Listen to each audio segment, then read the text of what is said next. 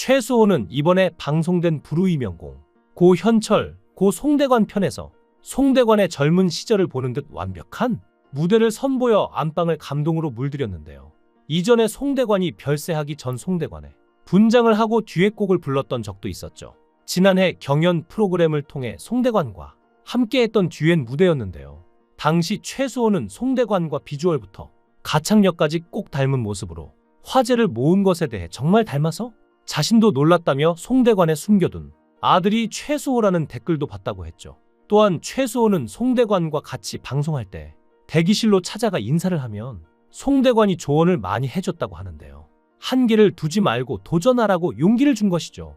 이 이야기를 공개하면서 대선배 송대관을 향한 깊은 그리움을 드러낸 최수호였습니다. 사실 최수호가 송대관에 대해서 애틋한 감정을 가질 수밖에 없는 이유가 있는데요. 사실 그는 여태까지 살아온 이력이 독특합니다. 일본에서 태어나 일본에서 국악을 배우고 트로트로 전향한 케이스인데요.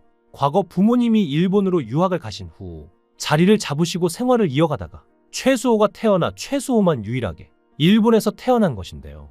특이하게 국악은 초등학교 3학년 때부터 일본에서 시작했는데 그때는 민요를 먼저 배웠다고 합니다. 이후 판소리로 전향해서 중학생 때부터 국악을 했는데 이 모든 게 일본에 살 때 부모님이 한국인의 정서와 문화를 배우게 하려는 노력으로 시작된 일이었다고 합니다. 지금 생각해보면 너무나도 다행이라고 하죠.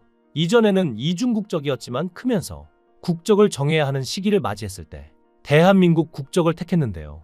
하지만 최수호는 늘 외로움에 시달렸습니다. 중학교 1학년 때 최수호만 한국으로 왔고 부모님은 아직 일본에, 형은 베트남에 있어 가족들이 다 따로 살고 있으니 최수호는 중학교 때부터 사실상 혼자 자취를 하며 살아왔는데요.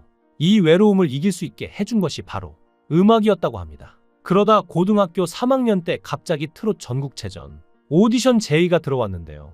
사실 그때까지만 해도 관심이 없었죠. 한창 국악에 빠져 있었고 입시에 집중해야 됐기에 생각이 없던 건데요. 대학을 가기 위한 일생일대의 기회를 놓치고 싶지 않아서 거절하려고 했는데 부모님이 끝까지 나가보라고 추천해 주셔서 참가하게 된 것입니다. 그리고 막상 트롯 전국체전을 끝내고 보니 자신에게 일생일대의 기회는 대학이 아닌 오디션이었다는 걸 깨달은 것이죠. 이후 TV조선 미스터트롯2에도 나가게 되면서 재밌는 경험을 많이 하게 됐다는데요. 단번에 라이징 스타가 된 최수호는 최초 2연속 진을 해서 많은 관심과 기대를 하고 계시는데 지금까지 그래왔듯 잘 헤쳐나가고 현명하게 이겨낼 것이라 다짐했죠. 실력에 대한 이유 있는 자신감과 제 나이답지 않은 성숙한 포부로 그의 행보에 많은 이들이 응원을 보냈는데요. 어린 나이에 민요를 접하면 친근하지 않은 음율과 리듬이 있어서 거부감이 들 수 있는데 트로트도 마찬가지로 처음에는 거부감이 들었었는데 계속 하다 보니까 너무 재밌고 이제는 민요보다 더 흥미를 느끼게 됐다는데요. 최수호뿐만 아니라 송가인, 양지은 등 국악 전공 트로트 가수가 최근 몇 년 들어 많이 생겼죠. 최수호는 지극히 개인적인 생각이지만 국악이라는 장르는 정말 어려운 장르인데 음정 박자가 정확하게 나와 있지도 않고 악보도 없고 소리를 듣고 소리로 배워야 한다며 너무 어려운 장르다 보니까 트로트뿐만 아니라 모든 장르를 할 때 도움이 된다고 하는데요.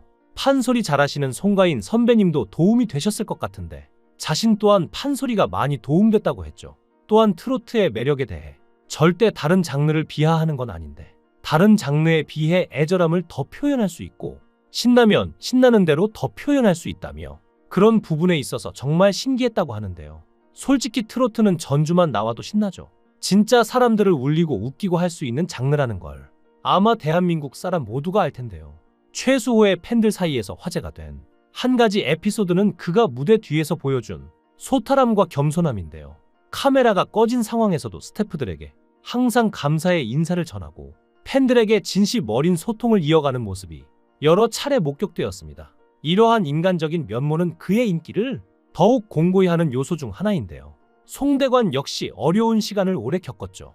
1946년 전라북도 정읍에서 태어난 송대관은 학창 시절부터 품어온 가수의 꿈을 위해 서울로 상경했고 정읍에서 상경한 그는 시골 촌뜨기가 막상 서울이란 데를 와보니 막막했다 면서 언감생심 음반은커녕 배가 고프니 카바레나 나이트클럽 같은 밤무대를 전전할 수밖에 없었다 고하죠. 오아시스 레코드 전속 가수로 선발되는 행운을 얻고도 한동안 그는 극장식 쇼무대에서 남의 노래를 부르며 간신히 생계를 유지할 수밖에 없는 처지였는데 67년 인정 많은 아저씨로 데뷔했지만 그늘에 가려졌고 당시에는 큰 주목을 받지 못했죠. 5년 뒤 세월이 약이겠지요가 터지면서 마침내 희망이 보였는데요. 직접 작사한 이 노래에는 그가 긴 무명 생활을 견디며 절치부심하던 속내가 고스란히 담겨 있습니다. 블루스 느낌이 나는 이 곡을 통해 그는 대중적 인지도를 쌓으며 방송 출연량을 늘려갔는데요. 그는 꾸준히 무명 시절을 견디며 음악 활동을 이어갔고 마침내 해뜰날이라는 운명의 곡을 만나게 되죠. 해뜰날은 송대관의 인생을 바꿨는데 쨍하고 해뜰날 돌아온단다 라는 가사로 시작되는 이 노래는 인생의 역경을 딛고 희망을 향해 나아가자는 메시지를 담아 국민들에게 깊은 감동을 선사했습니다. 경제적으로 어려웠던 당시 해뜰날은 서민들의 마음을 어루만지는 응원가가 되었고 송대관은 이 곡을 통해 국민 가수 반열에 올랐는데요. 이 곡 역시 그가 직접 가사를 썼죠. 송대관은 늘 자신의 인생곡으로 세월이 약이겠지요로 꼽는데요. 다 이유가 있습니다. 첫 번째 히트곡이란 의미도 담겨 있지만 송대관에게는 지금껏 가수로 살아온 삶에 궤적이 고스란히 묻어있기 때문인데요. 송대관은 자신이 쓴 가사인데도 50년이 더 지난 지금 나이가 돼서야 그 깊은 뜻을 헤아릴 것 같다고 말하기도 했죠. 이후 송대관은 1980년 경제 상황이 어려워지면서 미국으로 이민을 떠나고 미국에서 그는 처가의 넉넉한 경제력을 등에 업고 사업가로 변신에 성공했는데요. 100만 달러를 투자한 초대형 슈퍼마켓에 이어 뉴욕 엠파이어 스테이트 빌딩 바로 인근에서 최고급 이탈리안 식당을 운영했죠. 사업은 성공적이었지만 늘 허전했다는데요. 송대관을 다시 무대로 돌아올 수 있게 한 건 음악에 대한 끝없는 열정과 고국을 향한 짙은 그리움과 향수습니다. 그 후 10년 만에 1988년 다시 한국으로 돌아와 차표 한 장 등 히트곡을 연달아 내며 현철, 태진아, 서른도와 함께 트로트 4대 천왕에 올라섰습니다. 하지만 그의 가수 인생은 순탄하지만은 못했는데 송대관은 2013년 부동산 투자 명목으로 지인으로부터 거액의 사기를 쳤다는 혐의에 휘말린 바 있죠. 당시 송대관 부부는 지인 부부에게 충남 보령 토지개발 분양사업 투자를 권유했으나 4억 원의 투자금을 받은 후 개발을 진행하지 않고 투자금을 돌려주지 않았다는 것이었는데요. 이후 2015년 무죄 선고를 받았으나 뒤이어 아내의 마카오 원정도박 혐의 등으로 인해 약 160억 원 가량의 빚이 생겼습니다. 살고 있던 이태원의 33억짜리 집과 6억이 넘는 토지를 경매로 넘기는 등 모든 재산을 처분하고 개인 회생 절차까지 밟았지만 수백억에 달하는 빚을 청산하기에는 여전히 역부족이었다고 합니다. 이에 송대관은 차에서 쪽잠을 자고 삼각 김밥으로 끼니를 때워가며 전국의 행사장을 돌며 노래를 부르고 거기서 받은 돈으로 계속해 빚을 갚고 있는 상황이었는데요.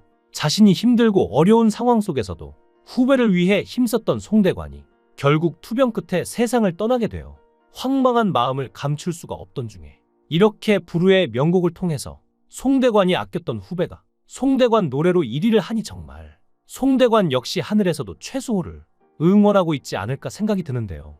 여러분들은 최수호에 대해서 어떻게 생각하시나요? 송대관과 비슷한 면이 있는 것 같나요? 여러분들의 의견을 댓글로 남겨주세요. 시청해주셔서 감사합니다.